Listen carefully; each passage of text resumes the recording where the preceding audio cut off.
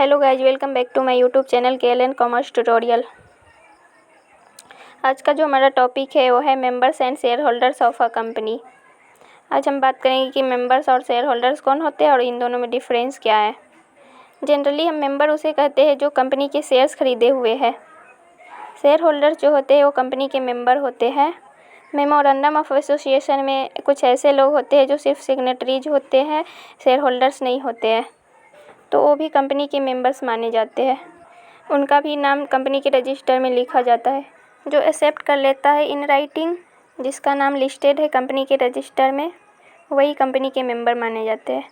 The signatories to the memorandum of association are deemed to be the members of a company, and after the company's incorporation their names are listed as the members in the company's register of members। Company के incorporation के बाद उनका नाम register में लिख दिया जाता है, क्योंकि जो सिग्नेटरीज होते हैं वो ज़्यादातर शेयर होल्डर्स ही होते हैं, और अगर उनका नाम कंपनी के रजिस्टर में लिखा हुआ है तो वो कंपनी के मेंबर माने जाएंगे, अदरवाइज वो कंपनी के मेंबर नहीं होंगे।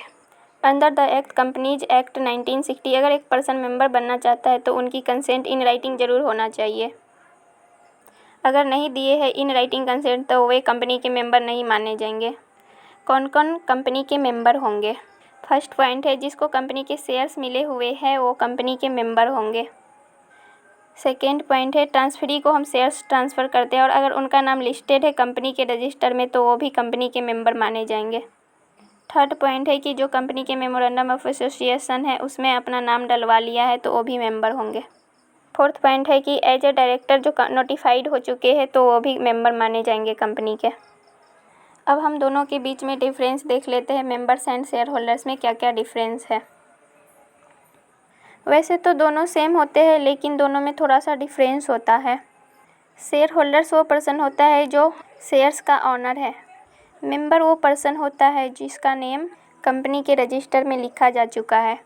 वैसे तो दोनों सेम होते हैं, जैसे कि इसमें बोला है शेयर होल्डर्स एंड मेंबर दोनों ही इंटरचेंजेबल है, क्योंकि एक मेंबर शेयर होल्डर्स होता है, एक शेयर होल्डर्स हमेशा एक मेंबर होता है ज़्यादातर। लेकिन कुछ पॉइंट ऑफ व्यू में ये कंसेंट नहीं है। जैसे डिकीज्ड पर्सन है, उसकी डेथ हो चुकी है, वो शेयर होल्डर तो बन गया है, बट जब तक कि उसके नाम रजिस्टर में नहीं लिखा जाएगा वो कंपनी के मेंबर नहीं बनता। मतलब शेयर होल्डर बन चुका है बट कंपनी का मेंबर अभी नहीं बना है। So the following difference between a member and a share holders. First point है कंपनी विदाउट शेयर कैपिटल। देखो इसमें क्या बेसिक डिफरेंस बताया है। एक तो कंपनी है जिसके पास शेयर कैपिटल ही नहीं है, मतलब कि ऐसी कंपनी जो शेयर इशू नहीं करती है, तो उस केस में क्या होगा। जब उन्होंने शेयर इशू ही नहीं किए हैं तो वहाँ पे शेयर होल्डर होगा ही नहीं, बट उस कंपनी में जो वर्क कर रहे हैं वो तो उस कंपनी के मेंबर तो होगी। जैसे कि जो भी डायरेक्टर है, जो भी बोर्ड ऑफ डायरेक्टर में शामिल है, वह सारी मेंबर होगी, बट उस कंपनी में कोई शेयर होल्डर नहीं होगा बिकॉज उन्होंने शेयर इशू नहीं किए हैं। अब है हमारा second point, share warrant holder. Share warrant जिसके पास आ जाता है उसका नेम कंपनी के रजिस्टर में से हट जाता है।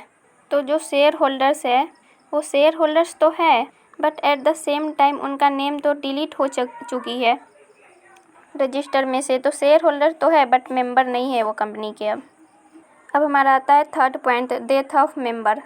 डेथ के केस में शेयर कंपनी के लीगल रिप्रेजेंटेटिव के पास आ जाती है।